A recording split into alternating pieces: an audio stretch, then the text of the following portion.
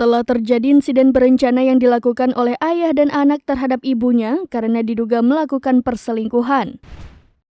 Kasus itu terjadi di Kabupaten Probolinggo, Jawa Timur, di mana seorang ibu bernama Ariati kehilangan nyawanya di tangan suaminya Bambang dan anak kandungnya M. Nur. Saat merenggut nyawa, kedua pelaku menggunakan alat berjenis celurit yang telah diasah.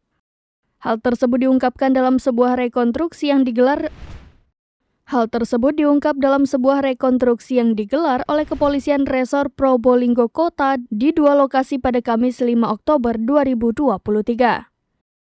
Rekonstruksi tersebut berlangsung di Mapolsek Wonomerto untuk pertimbangan keamanan dan di lokasi insiden sebenarnya di Jalan Dusun Sungai Tengah, Desa Patalan, Wononerto. Dalam rekonstruksi tersebut, kedua tersangka memperagakan sekitar 36 adegan yang menggambarkan detik-detik perenggutan nyawa. Kedua tersangka yakni Bambang dan M. Nur kini dihadapkan pada tuduhan serius dan dikenakan pasal 338 subsidiar 340 KUHP pidana serta pasal 55 ayat 1 KUHP.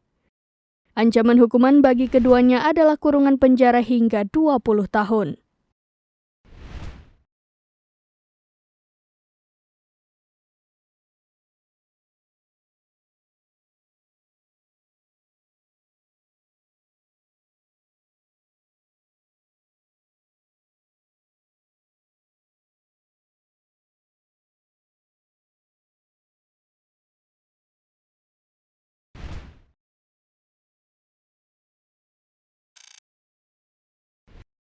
Download Tribun X sekarang, menghadirkan lokal menjadi Indonesia.